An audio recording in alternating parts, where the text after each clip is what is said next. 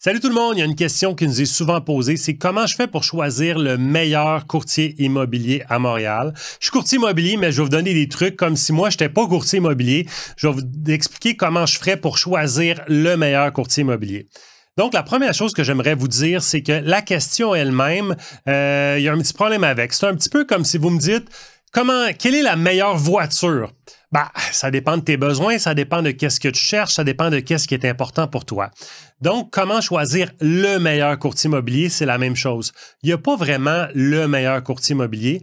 Il y a le meilleur courtier immobilier pour toi, pour ta transaction, pour ta propriété, pour ton type de propriété, pour le quartier où tu vis. Donc, je vais t'aider donc à te donner des trucs pour choisir le meilleur courtier immobilier pour toi. La première chose que je te recommanderais, c'est de commencer par une phase de recherche.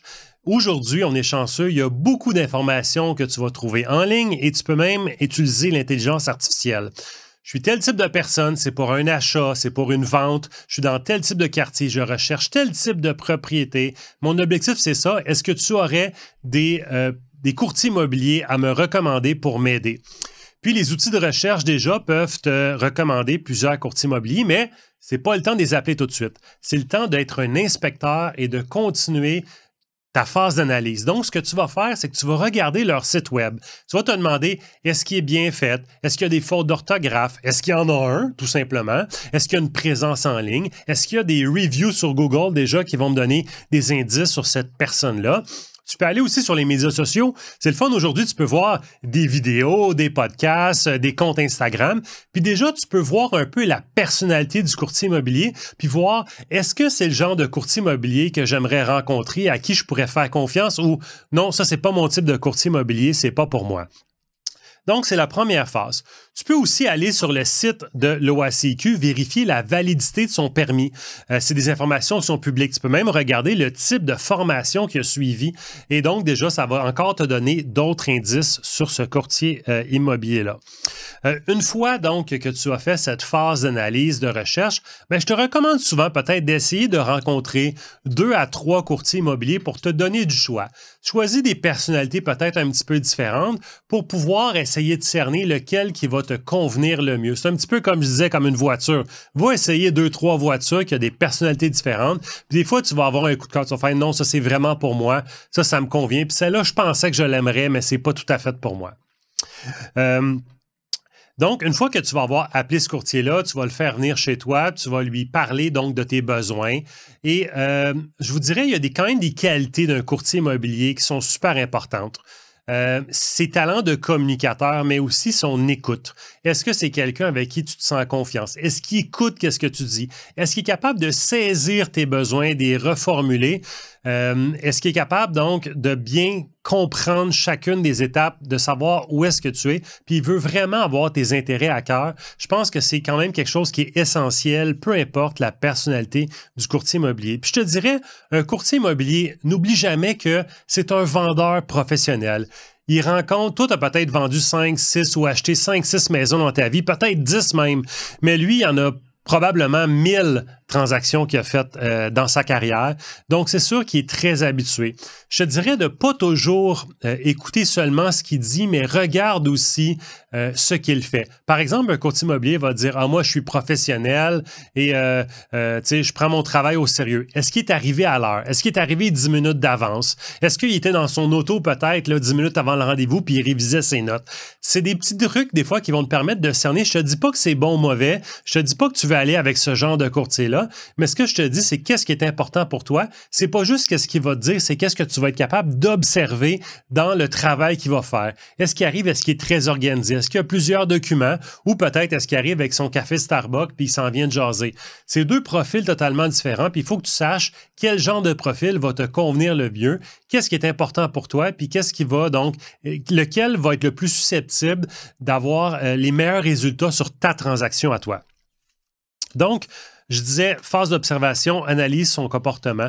Tu peux aussi observer sa disponibilité, sa réactivité. Tu sais, si tu lui écris, ça prend combien de temps avant qu'il te répond? Si tu lui laisses un message, ça prend combien de temps avant qu'il te revient? Je ne dis pas que tu veux un courtier qui va te rappeler à 1 heure du matin, mais tu veux peut-être un courtier qui est assez organisé puis qui va être capable donc de dire les vraies choses puis de te répondre dans un délai raisonnable. À toi de juger. Donc, une fois que tu as fait l'analyse et puis qu'après ça, tu as observé le courtier immobilier, tu as évalué, en fait, fait une évaluation de ton interaction avec lui. Autrement dit, ça ne se fait pas d'avance, mais ça se fait principalement en personne, mais comment tu t'es senti par rapport à lui? Est-ce que tu t'es senti en confiance? Parce qu'il va peut-être falloir que tu lui fasses des confidences, que tu lui dises les vraies choses. Puis tu veux être en confiance avec cette personne-là. Tu veux quelqu'un peut-être qui ne va pas te juger puis qui va être capable donc de te conseiller un petit peu comme le ferait un avocat.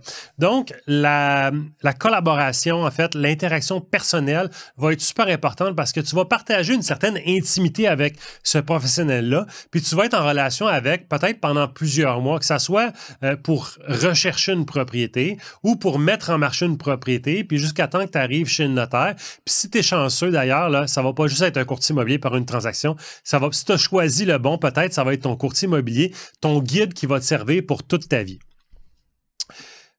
Quatrième phase, souvent, ça vient avec l'évaluation de la valeur d'une propriété. Tu as un objectif. Tu veux soit acheter, tu veux soit vendre. Donc, c'est important d'avoir un courtier qui a une bonne conscience de la valeur des choses. Et là, mettons dans le cas peut-être d'un achat ou d'une vente, prenons le point d'un achat. Si tu lui dis, bon, ben je cherche ce type de propriété-là, est-ce qu'il est capable de dire combien ça vaut? Tu sais, dans ce type de quartier-là, combien je devrais payer pour ça? C'est quoi les ventes moyennes? À partir de quel prix ça commence à être trop cher payé? Puis à partir de quel prix peut-être ça commence à être un deal? Puis si l'objectif pour toi, c'est d'avoir un deal, ben est-ce que tu as un courtier qui a une stratégie qui est capable de trouver un deal immobilier? Si jamais tu veux vendre ta propriété, ben est-ce que c'est un courtier immobilier qui est capable de donner une valeur, une bonne valeur? Puis est-ce qu'il est capable de défendre cette valeur-là? Parce qu'une erreur que je vois souvent dans le cas d'un vendeur, c'est de prendre le courtier immobilier qui va donner la valeur la plus élevée. Mais la question la plus importante, c'est pas combien tu penses que vaut ma propriété, c'est pourquoi tu penses qu'elle vaut ce prix-là. Parce que la valeur immobilière, ça va toujours rester ce que j'aime appeler une opinion justifiée. On peut utiliser des statistiques, mais il y a toujours une part d'émotion dans chaque transaction immobilière. Puis un bon courtier immobilier est capable donc de connaître ces braquettes-là, puis de te dire, ben cette propriété-là, elle vaut ça pour telle raison, puis si jamais tu veux la vendre, je suis capable de la vendre à tel prix un peu plus pour telle raison avec telle stratégie. Ou des fois, tu vas avoir des courtiers immobiliers tout simplement qui vont attribuer une valeur un peu plus vite parce qu'ils veulent vendre très, très rapidement. Donc, dépendamment si tu es un acheteur ou un vendeur, tu vas avoir des questions supplémentaires. Tu veux regarder la propriété, est-ce qu'elle va se vendre rapidement? Est-ce que le courtier il cherche donc à vendre ma propriété rapidement ou il cherche à m'obtenir le meilleur prix? C'est une question que tu dois répondre. Si tu cherches à acheter, même chose. Est-ce qu'il cherche à me faire acheter une propriété où il y a vraiment mes intérêts à cœur, puis il est capable de m'aider à explorer la ville pour trouver la meilleure propriété qui correspond le mieux à mes besoins? Donc, si je résume, je vous ai parlé donc de faire une phase de recherche et d'analyse avant de rencontrer le courtier immobilier. Après ça, d'en rencontrer 2 ou 3 et d'observer la façon qu'il se comporte plus que ce qu'il va vous dire directement. Vous allez évaluer votre interaction avec lui, votre confiance émotionnelle avec ce courtier immobilier-là. Et à la fin, vous allez bien sûr avoir la valeur de la propriété que vous voulez soit acheter ou vendre, qui est une composante très importante. Je vais vous donner maintenant un petit bonus, donc si jamais vous voulez. En fait, c'est sûr que les talents de communicateur des courtiers immobiliers sont super importants dans une transaction immobilière. Donc, vous pouvez évaluer les talents de communication de ce courtier-là. Vous pouvez en fait faire des petits pièges et même le mettre au défi. Un défi que j'aime bien, c'est très drôle parce que comme je vous disais, je suis courtier immobilier, mais essayez de négocier la commission du courtier immobilier. Je trouve que c'est un super bel exercice parce que l'objectif, c'est de voir comment il va réagir et comment il va négocier. Il y a des courtiers immobiliers qui ne sont pas très à l'aise en négociation, puis très rapidement, ils vont vous donner quelque chose. Donc, vous pouvez donc, si jamais vous l'engagez, ben, vous allez voir peut-être qu'il va être un peu plus flexible. Vous pouvez décider si c'est le genre de courtier que vous voulez. Puis, il y a des courtiers qui vont être très, très bons en négociation, qui vont tenir leur bout. Ben, vous pourrez juger, mais vous pourrez vous dire aussi que ce genre de courtier-là, c'est un professionnel, c'est qu'est-ce qu'il fait. Puis quand il va devoir défendre vos intérêts, ben, il y a les outils pour le faire, puis donc il va tirer sur votre bord de la couverte, et puis vous allez peut-être en sortir gagnant. Fait que voilà, c'était mes trucs pour choisir le meilleur courtier immobilier à Montréal.